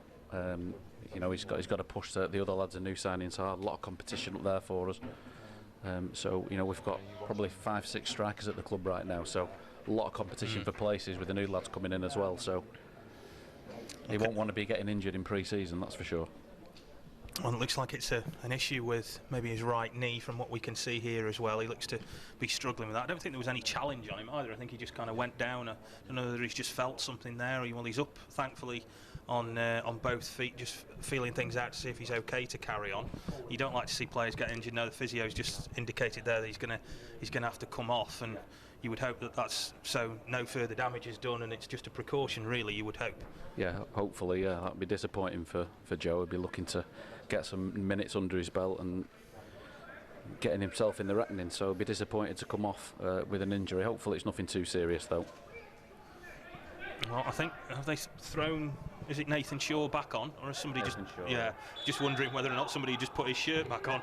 It's a short ball from the corner for Vale, from Mills to Whitehead. Whitehead gets the ball back, rolls it back to Mills, angles in across, goes looking for a moo. It's headed out by Nottingham, and Blackpool now can break. A runner in the centre of midfield is Hamilton, and again he uses his pace. Burgess is quick, but he's got round him, but his finish lacked venom. And CJ Hamilton is just lightning quick, and he can get round players, particularly at League 2 level, like they're not there. And that's poor from Alex Hurst, but he's got the look of the rub of the green there, Hurst. He got the ball back after a poor touch from the Blackpool player, and it will end up being a free kick to Vale. But you can just see there again Hamilton's raw pace, and Scott Burgess is no slouch himself, and he was struggling to keep up with him.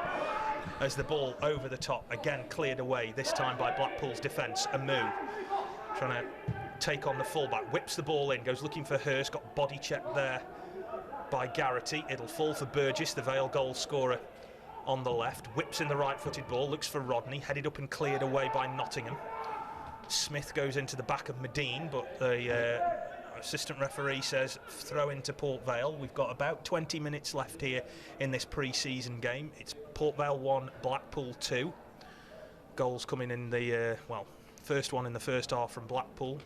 Sully Kai tucking the ball home from close range towards the end of the first half. Tom Pope had missed a penalty in the first half for Port Vale as well. Vale equalising through great finish from Scott Burgess after a bit of a defensive mix-up at the back for Blackpool, but then Vale replicated that with their own defensive mix-up, which allowed Keshi Anderson to just glide the ball past Scott Brown in the Port Vale goal to make it 2-1. And I think, if anything, both managers, if they're going to take away plus points, it'll be the fitness, it'll be the team shape and some of their new signings. I think maybe the negative points they'll take away from it is perhaps communication and defending at times. Yeah, I think pre-season there's going to be mistakes, isn't there? I think that's inevitable. Players are a bit rusty, literally had a game and a half, whatever, not even that in some cases. So I think if you're going to make mistakes, pre-season is the time to learn from it. Yeah, absolutely right. So it's a throw now, and as you can say, the weather with the sun, it's not so much beating down, but it's very, very hazy here at Vale Park, and you can probably just tell from the shadows that are being cast on the pitch at the moment that it's that kind of muggy, humid weather that will sap the energy of players as well, and the longer you're out in it, the more difficult it becomes to maintain your stamina, and I think you can definitely see that in players who've not had a lot of football as well. It's a nice change though to see some sunshine at Port Vale. That is true. I think every time I've been, it's either been raining, or thundering, or. Oh, we like rain around here. Yeah, we like rain. dull. It's nice. Yeah. It's nice. It's nice. It's very soothing. Rainfall. Not like Blackpool, of course. Yeah. No, it's lovely. Every year, my mum and dad, when I was little, we used to go donkey rides. I remember getting scared in the Sea Life Centre one year. That was terrible as well. Wouldn't go in. Paid 20 quid, and I wouldn't refuse to go in. My mum never forgave me for 12 months. Anyway, Turton now for Blackpool on the ball. Done well actually, Ollie Turton, the former Crew player, playing. I've always known him to be a right back, but at centre half today. Awkward goal kick or clearance rather, from the goalkeeper Fotacek on trial from Manchester United. Blackpool come forward again, and Shaw, who came back on as a sub after Nuttall went off injured, has picked up the ball again. CJ Hamilton loitering with intent on that far side. You can just see he's itching just to hit the afterburners and scamper around the fullback, isn't he? Yeah, plays on the shoulder, looks for the opening, and then just presses the button and he's gone. So yeah, he's looking really dangerous. Sarkic now for Blackpool, and they've got the bit between their teeth. Nice run as Brown comes out, claims the ball quickly.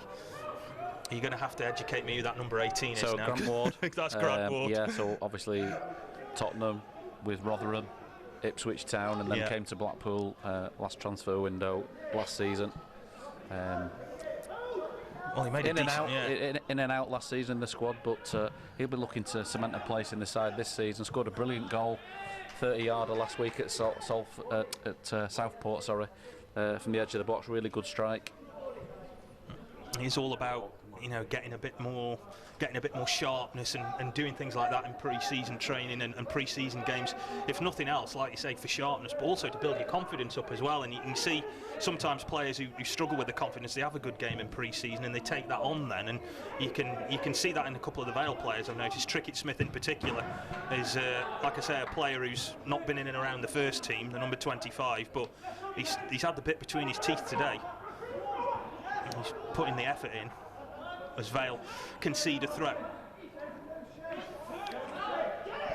Well, you don't need a crowd at all this, do you, either, because everybody on the touchline is quite animated, as are one or two of the players. So at least it gives it some atmosphere. Turton now looking back for his goalkeeper. Vale have just not had too many chances on goal in this second period, particularly since the second goal went in. Blackpool have kept them at bay well, as the high ball through the middle goes looking for the run of Hamilton again. Scott Brown, who made a good save from CJ Hamilton midway through the second half, has only let the one and didn't really have much chance with Keshi Anderson's finish, but he will still nevertheless be disappointed. I always think it's interesting as well when you see that players who sometimes you don't naturally assume are going to be standout players, and then all of a sudden have a great pre-season and they're going to be the next big thing. And you know, little stars can be born in games like this as well, can't they? Yeah, I think it's all about opportunities, isn't it? Young players, or players maybe who've coming back for injury, new signings. It's an opportunity for your pre-season to, you know, to put your stamp on the game. Neil Critchley be happy with this, do you reckon, from what he's seen and the way the team have played and how they've gelled together? Yeah, I think it's just work in progress, isn't it? As we build up, you know, to the season. We've got a glut of pre-season friendlies. We've got Barrow on Tuesday, 1 o'clock kick-off on our YouTube channel. We've then got Everton next Saturday at home, 3 o'clock kick-off, and then Blackburn on you know, the Tuesday night. So we've got some real good tests coming up over this next few games. No, David Amu got nutmeg there. In case you're wondering, Vale's pre-season schedule as well continues on Tuesday away at Fleetwood, and then they will be playing Rochdale before the season kicks off. I think the date for that one is yet to be agreed yet, but they will be playing Rochdale here at some point. But yeah, Fleetwood away on Tuesday, and that'll be an interesting test, because Fleetwood in the playoffs this year in League One be a good test for Port Vale there. As the ball from Sarkic goes in towards the back post, it's nodded back in. Rodney clears, falls to the 19 for Blackpool, and now Grant Ward out to Garrity, who's popped up on the right. His ball is blocked. The referee there has spotted, I think, a foul by Medine on Nathan Smith, and it'll be a free kick to Vale. Yeah, just a bit of tussling on the edge of the 6-yard box between the defender and Gary Medine. That wrestled him to the ground, so free kick to Vale. Well, I think one of the things Nathan Smith has improved a lot on is, shall we say, his physicality. When he first got into the team, he was a very, very accomplished footballer, but sometimes perhaps lacked the confidence to be truly aggressive with players. But he's definitely learned that in the 3 or so years he's been in the side. Yeah. Well, obviously Medine, very physical forward for us, a bit different to you know, the likes of Jerry Yates. It gives us something different, a lot of strength, good hold-up play. Hamilton has outpaced Fitzpatrick again, but Fitzpatrick has recovered well, and Nathan Smith has again used that aggression and that strength we talked about to get across CJ Hamilton and to allow Scott Brown to catch the ball. And you can really see that Hamilton gives them that outlet, and again he's moved central now as Blackpool have rotated that front three a lot, and sometimes Vale have struggled with that, and you can see that catching out some League One teams as well. Here's Fitzpatrick, who's perhaps been a little bit quiet in this second period for Port Vale, the trialist from Macclesfield, where he was last year. Again, that long ball looking for Hamilton, that asks a lot even of him. He nearly got there though. Yeah. Has he got himself a throw for that? Yes, he has. Yeah. He's done very well there, actually. And yeah, obviously a player you might have seen last season, Port Vale. Ethan Robson was on loan at Grimsby, Ian Holloway's new club, and did really well at Grimsby by all accounts. So be looking for a bit more from him this afternoon, just to get a glimpse of what he can do. 78 minutes gone here at Vale Park. It's Port Vale 1, Blackpool 2 in this pre-season friendly, being brought to you on Port Vale and Blackpool's YouTube channels. Welcome wherever in the world and whatever time it is you happen to be listening at, as we've kept you up to date with all of this throughout this afternoon. It's been just good to see some football again, to be perfectly honest with you. And I know wherever you sat watching this, I imagine it's just been nice to see football in some form, and your team out there on the pitch once again just doing what you want to see them do live. And we don't know when that'll be, but in the interim we're just happy that we can bring it to you here, and you at least just get to see football again, because I think a lot of people are missing that as Medine tries to latch onto that through ball and Vale deal with it. Yeah, I mean, you know, in pre-season, yes, obviously attendances generally aren't as big, but I think we've got according to our media guys, I think we're close on 3,000 people watching us this afternoon, so really good that. Oh, I'm glad. Just hope all 3,000 just let me back into Blackpool sometime, that's all. And Trickett Smith there intercepting short, and it'll go out for a throw to Blackpool. And it's not been a bad performance from Port Vale. The result, in effect, is meaningless. I think it's more about seeing how players fit in, looking at trialists from John Askey's point of view, looking at players who hadn't got a lot of game time for him last year, the likes of Hurst and Trickett Smith, people like that who will want to make an impression.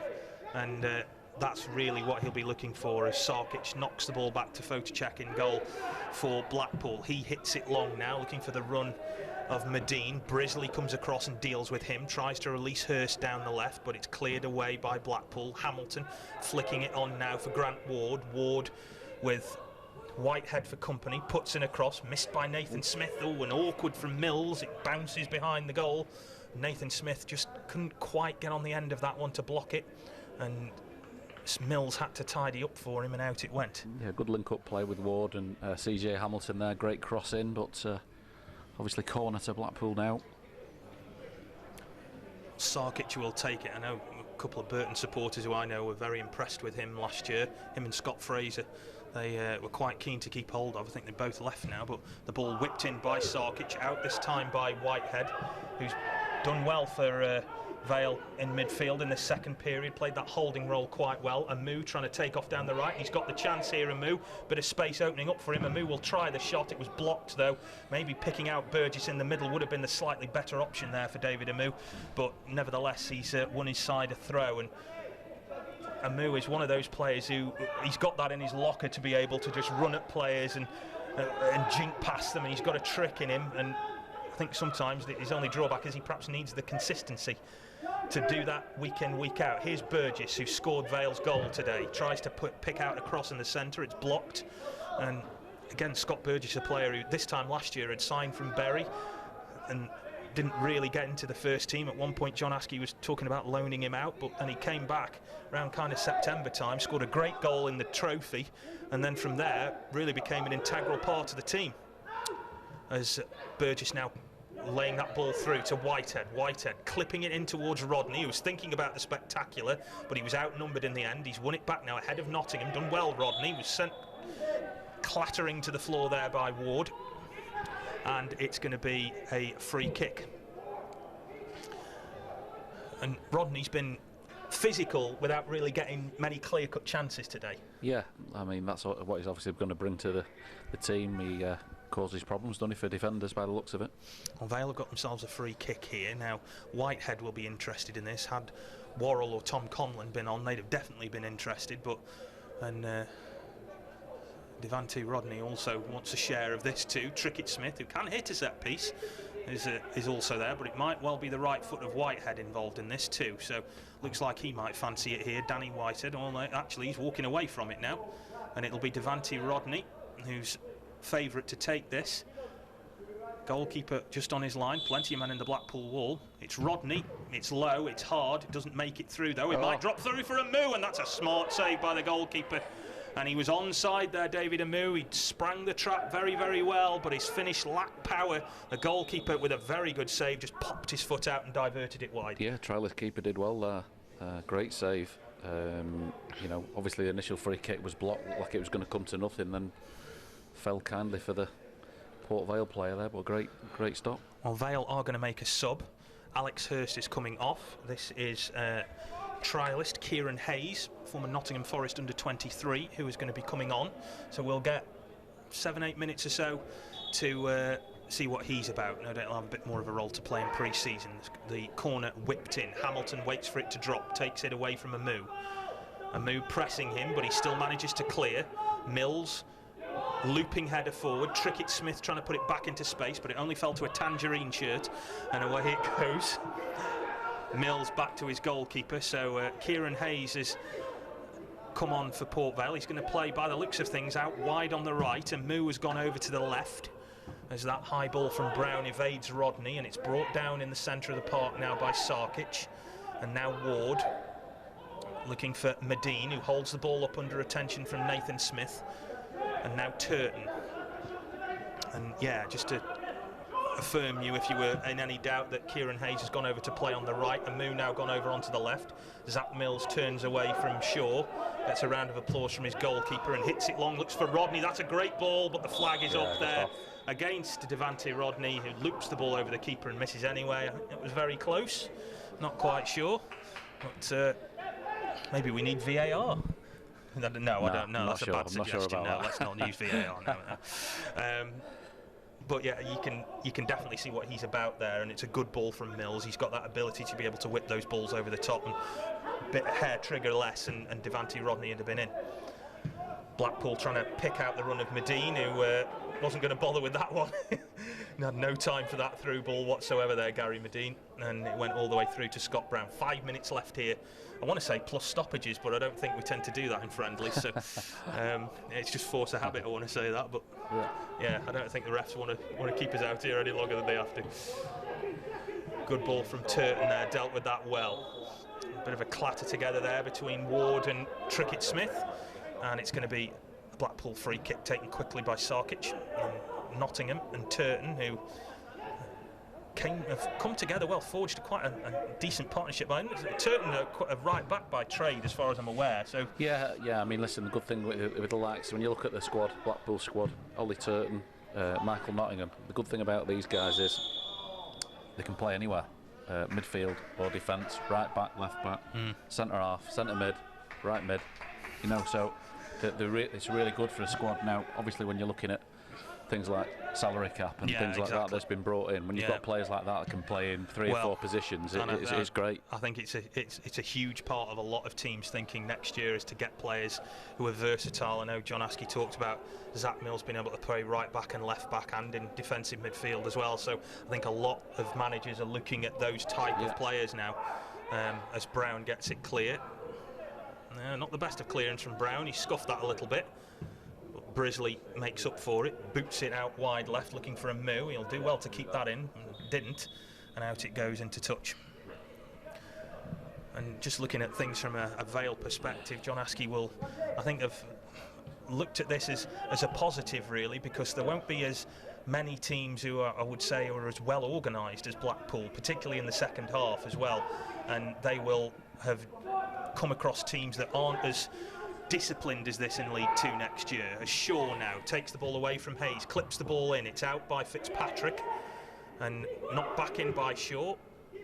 Brisley just put his foot through it, plenty of height but not much distance, and Blackpool press again, out into touch it goes. But I think, as I say, John Askey will look at this as a good workout for his team, because they won't come across as teams that have got as much talent in this. I think it's fair to say at League 2 level next year there'll be some big spenders like the likes of Bolton, Salford, Mansfield are always optimistic, but I think, you know, he'll be looking at this as discipline from his team. Have you kept your shape? Have you kept your head? Have you put 100% in today? And I don't think he can find fault in any of that. I don't think so. They've definitely not disgraced themselves. Port Vale, they've obviously second half, you know, they've been in the game. Well, here's Hamilton, might make it 3. That's a good save from Brown.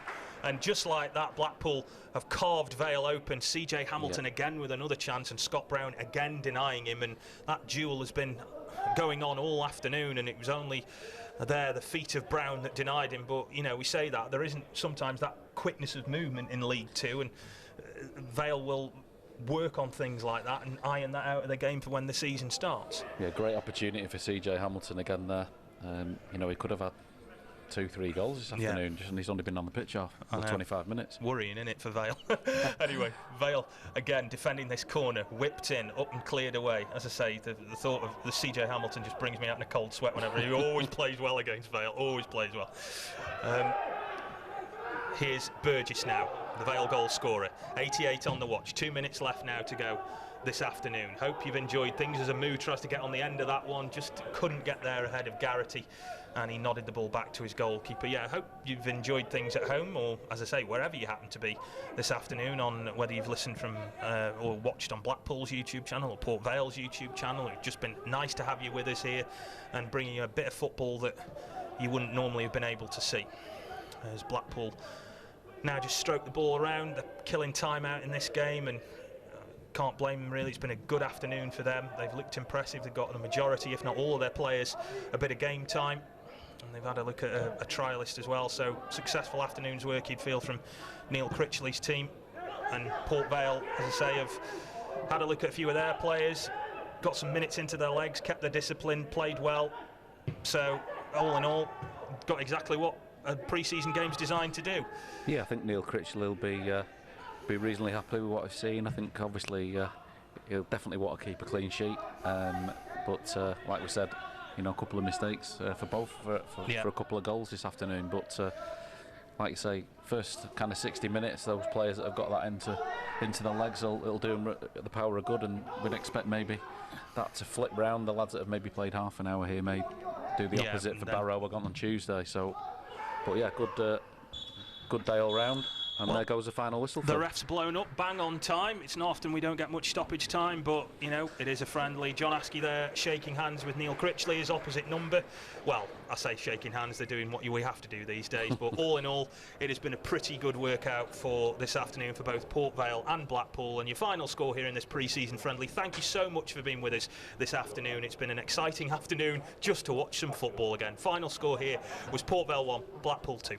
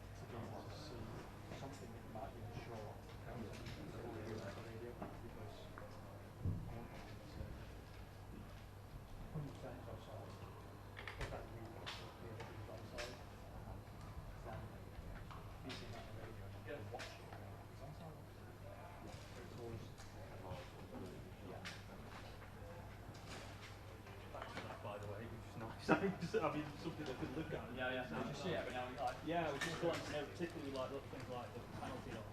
Because like, we're normally down there with the game, so we wouldn't see anything. But when we come with Man City in the cup, we sat there, we've got like a dirty great big like 20-inch monitor in front of everything. Every like with VAR and everything, we can see everything. And you've got like a little touch screen thing, so you could pick which one you wanted to watch. So I was sitting there yakking away. Well, I'm not sure that was a free kick. Actually, yeah, it was. Yeah, well, thank you for that. I appreciate it. That's right. Well, I don't know if it's going to be a common thing you put up. No, I don't know. I think it's normal with the iPhone and stuff. They take the radio commentary, so they just like plug it in. So whoever's doing it for us, whether it be Lee or me or Matt or whoever, they just take it off that. But to be fair, this is a much better place for us to do it. Oh, you get to see what again? Yeah, and you can. Yeah. Any big decisions, we've got it for them. Well, the thing is as well is that when the old press box, years and years ago, used to be on top. We used to be a little hut on the top of that stand. And when they built this,